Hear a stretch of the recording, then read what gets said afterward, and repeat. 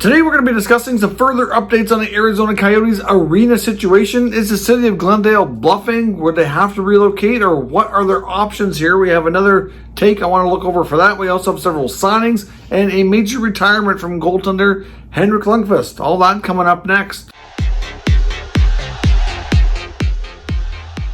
So welcome back to another video here at Top Shelf Hockey. As I mentioned, we have a variety of things to talk about here today. I want to start off with a few NHL signings here. The Winnipeg Jets, as we talked about, were interested in former Detroit Red Wing young forward Evgeny Svechnikov, and they have signed him, but apparently it's an AHL deal with their Manitoba Moose affiliate team. So he will be able to play there for sure. I believe he's also going to training camp on a professional tryout agreement. So depending on how things go in training camp, it is possible that he could get upgraded and get re-signed to an NHL deal. But he did miss a lot of time in the last few years with a ton of injuries. His development's been really set back, so they may want to take it slow here with the young forward. So we'll see if he can get things back on track. But he was at one point considered a pretty solid prospect, and injuries have really done him in pretty hardcore. Now the Flames have signed a couple of defensemen. They come to terms with RFA D-man Nikita Zadorov, who they had previously acquired earlier this offseason. He gets a one-year deal at $3.75 million. So that's not too bad. I mean, I know that's kind of a number that Chicago wasn't really willing to go to, which is why they were willing to include him in a trade. So Zadorov will still be a restricted free agent at this time next season, and see if things work out for him with the Calgary Flames. He's now bounced around to a few teams between Colorado, Chicago, Calgary. So we'll see how things go in that respect. He also signed young defenseman Juuso Valimaki. He gets a 2-year contract, one way in both years. His average annual value on that contract is $1.55 million. Now Valimaki could be a bit of an X factor for the blue line with the Calgary Flames this year. Of course, they lost captain Mark Giordano, so everybody's going to have a little bit more of an opportunity to kind of elevate their role, take on some more minutes. Obviously guys like Tanev and Hannafin and Anderson will get the biggest, increase in responsibilities, we could say. But Valimaki's a guy who didn't play a ton last year. Has also missed time in the past with significant injuries. So it will be a pivotal year for him to really solidify himself as a more regular NHL player, earn his contract, and get a bigger role with the Calgary Flames. So we'll have to see how things go on that front here as well. The Seattle Kraken announced today they've signed yet another forward here. They get Antoine Bibeau, who gets a 1-year, 2-way contract, league minimum at the NHL level, but he gets a much higher than normal American Hockey League salary of $125,000. So certainly he's likely signed to be, a little bit more of a experienced player, mentor, etc. at their AHL team. So we'll see. I know they're sharing an affiliate for this year, so they're only going to be providing a smaller number of players. We're still waiting for Seattle to make some more moves here. They have more than enough players on that they got between the expansion draft, and they signed some extra guys here. Really thought we'd see more of a Vegas approach where they'd shed more players after that they weren't going to be needing, but they haven't really done that. So a very, very different approach so far from Ron Francis in Seattle than we saw with George McPhee, Kelvin McCrimmon, and the Vegas Golden Knights. The Philadelphia Flyers have signed young center iceman Connor Bunnaman as well. He gets a 2-year contract. First year of the deal, it's a 2-way deal.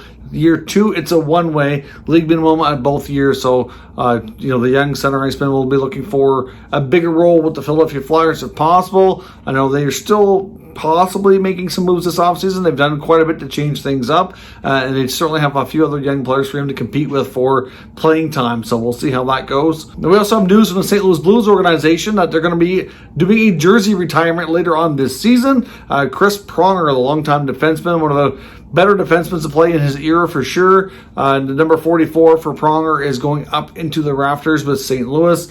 So that'll be happening later this offseason, so stay tuned for that. And the retirement announcement we got, which was not really surprising, but a little bit, was goaltender Henrik Lundvist, who we knew missed all of last season after having heart surgery, was rehabbing, trying to see if he can make a comeback. There was even an Instagram post, as much as I think it was in the last couple of weeks here, talking about him kind of getting back out there and trying to get the pads on and get back on the ice, see where things went. But right now, things have not worked out, and he's announced his retirement from the game of hockey. So, of course, even though he technically left the Rangers organization via a buyout, he went on and signed a contract with the Washington Capitals, but never played. So he technically will end up going down as only ever playing for the New York Rangers. He announced his retirement earlier from Sweden. He's back home visiting for the summer. I'm not sure where he'll end up living more permanently now that his career's technically over. And I know many speculated as well that he would likely be a guy who would work in hockey in some capacity, whether it be in management or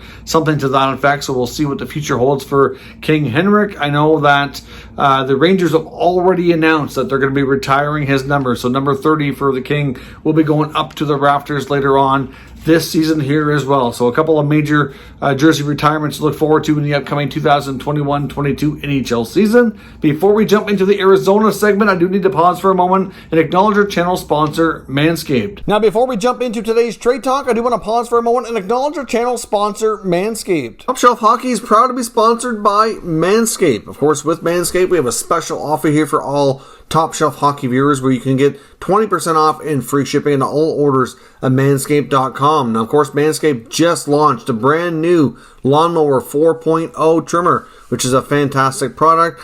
They've taken the level up here, even again with the skin-safe replaceable blades. It's waterproof, it's wireless charging, has a travel lock on it, as well as a nice light so you don't miss what you're doing. So certainly a terrific product. Now, many people associate Manscaped with their trimmers, which is certainly kind of their top product, but they do have a lot of other great options as well, including what they call the Weed Whacker, which is another trimmer for your ears and nose. And they have a variety of deodorants and sprays as well, which also keep you fresh and are terrific as well. So certainly Manscaped has a lot to offer, and we certainly highly recommend all of their products. So check out manscaped.com and use promo code TSH for 20% off and free shipping.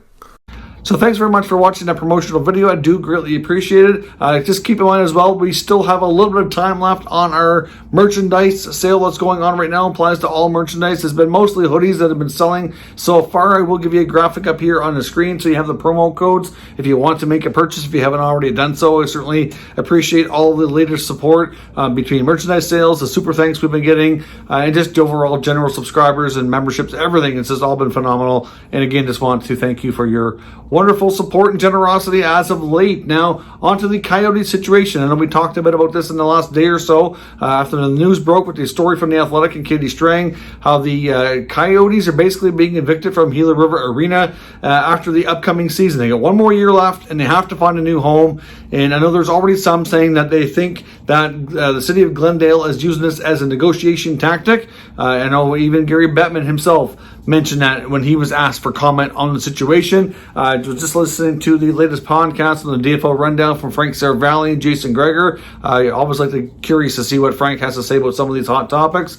And I know he doesn't really feel that this is a negotiating ploy at all. If you think about it, part of the article, which I didn't get into a whole lot last time, the city of Glendale basically laid out the fact that even though they'd be missing 41 events from 41 home games to the Coyotes, that they can make up the same amount of money and lost revenue with only about 20 concerts. So they don't need nearly the amount of other events to replace those games because of mostly the low attendance. They're just not bringing in a lot of money. So from that perspective, the city of Glendale, I think, will be fine. Of course, the other thing here is you got to keep in mind is that they've been behind on payments, which has been a consistent thing. They can't seem to keep up with their bills. This team has never had good financial footing.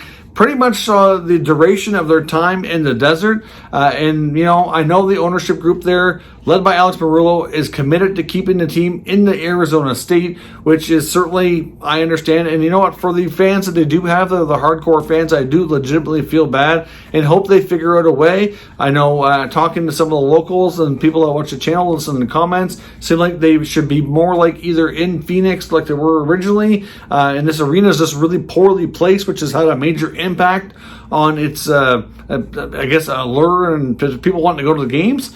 And maybe more in the valley would be better situated as well. So I know Frank Saravalli was talking about some temporary options. I believe that the ASU is in the process of putting up a new building. Would that be ready in time for the following season? Maybe they could play there temporarily. It's going to be smaller seating capacity, obviously, but if they could use that as a temporary arena and hopefully in the short term figure out an arena deal in another location and just use that other place for like a year, it might only seat between 5,000 to 7,000, but really, to be fair with their attendance issues, that's not going to be a huge thing. And this team we know is not going to be good for the next year or two. They've stripped it down.